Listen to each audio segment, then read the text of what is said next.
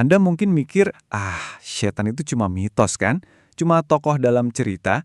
Tapi kalau kita lihat narasi Alkitab, ceritanya beda banget.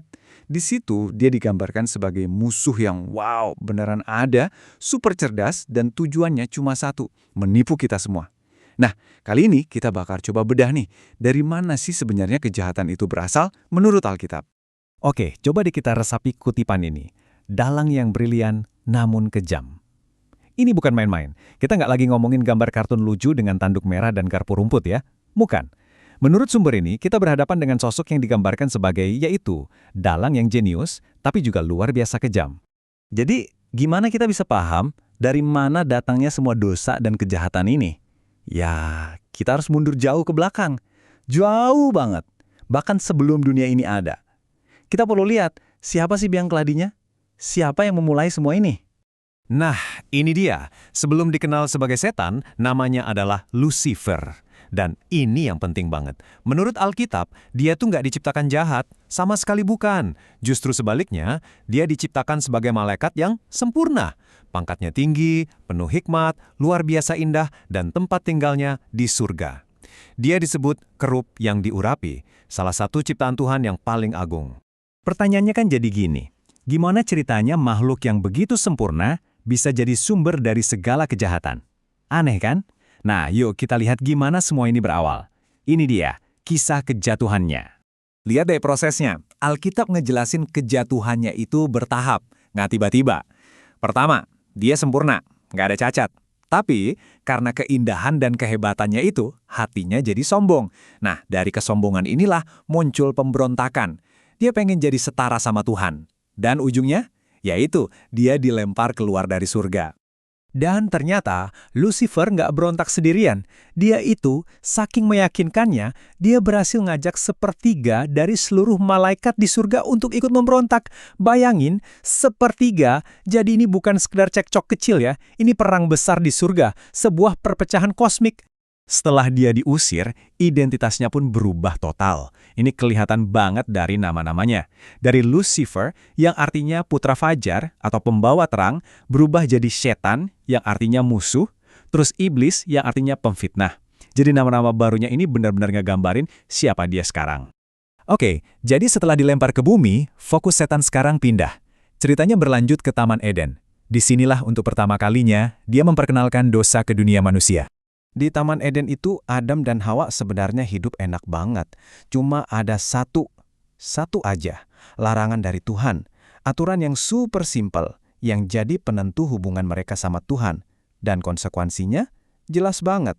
Kalau dilanggar, hukumannya mati. Nah, ini dia inti tipu dayanya. Simple banget kan? Tuhan bilang, pastilah engkau mati. Setan datang dan bilang, sekali-kali kamu nggak akan mati. Dia nggak pakai argumen yang ribet, cuma memutarbalikkan perkataan Tuhan.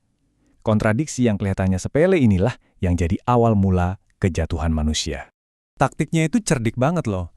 Dia pakai medium ular yang katanya waktu itu adalah salah satu hewan yang paling indah. Terus, dia nggak bohong 100%. Dia campur sedikit kebenaran, kalian bakal tahu yang baik dan yang jahat, dengan kebohongan besarnya. Dia bikin seolah-olah Tuhan itu pelit, ngebatasin mereka, nyembunyin sesuatu yang bagus. Dan disitulah dosa pertama kali masuk ke dunia kita. Terus, kenapa cerita kuno ini masih relevan buat kita sekarang? Ya karena, menurut Alkitab, cara-cara yang dia pakai itu masih sama sampai hari ini. Nah, di bagian ini kita akan lihat buku panduannya dia, taktik-taktik yang masih dipakai. Coba lihat, metodenya macam-macam banget. Dia bisa jadi jaksa penuntut, mendakwa orang-orang percaya di hadapan Tuhan. Tapi di sisi lain, dia juga bisa nyamar jadi malaikat terang buat nipu orang-orang yang tulus. Dan taktik yang paling licik, dia bahkan bisa kutip ayat Alkitab loh, tapi terus dipelintir, persis kayak yang dia lakuin ke Yesus di padang gurun. Dan skala tipu dayanya ini bukan main-main, gede banget. Di zaman Nuh, Alkitab bilang cuma 8 orang yang gak tertipu. Sisanya hanyut semua. Dan ada nubuatan juga katanya di akhir zaman nanti, pengaruhnya bakal segitu luasnya lagi, sampai menyesatkan hampir seluruh dunia. Tapi tenang, ceritanya nggak berhenti di sini, di tengah tipu daya dan keputusasaan. Nggak, Alkitab juga ngasih jawaban. Ada resolusi final untuk semua masalah dosa dan kejahatan ini. Jadi, poin kuncinya di sini. Alkitab menubuatkan kalau kejahatan itu ada akhirnya. Dan api penghakiman terakhir ini menarik. Digambarkan bukan sebagai tempat penyiksaan abadi, tapi lebih kayak api yang memusnahkan. Tujuannya untuk menghancurkan dosa sampai ke akar-akarnya, membersihkan alam semesta ini secara total.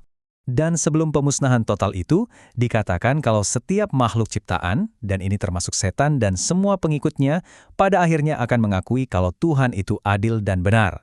Jadi nggak akan ada lagi keraguan atau pertanyaan soal siapa yang benar dan siapa yang salah dalam perang besar ini. Dan ini dia janji pamungkasnya. Solusi dari Tuhan untuk masalah dosa ini sifatnya permanen, final. Sekali kejahatan itu dibasmi, Alkitab berjanji hal itu nggak akan pernah muncul lagi. Keamanan alam semesta akan terjamin selamanya. Jadi kita tutup pembahasan kita kali ini dengan sebuah pertanyaan untuk direnungkan. Dalam panggung besar alam semesta ini, dalam konflik antara kebaikan dan kejahatan, konsep kehendak bebas itu jadi pusatnya. Menurut Alkitab, kita semua ini punya peran. Nah, pertanyaannya sekarang kembali ke kita masing-masing. Peran apa yang akan kita pilih?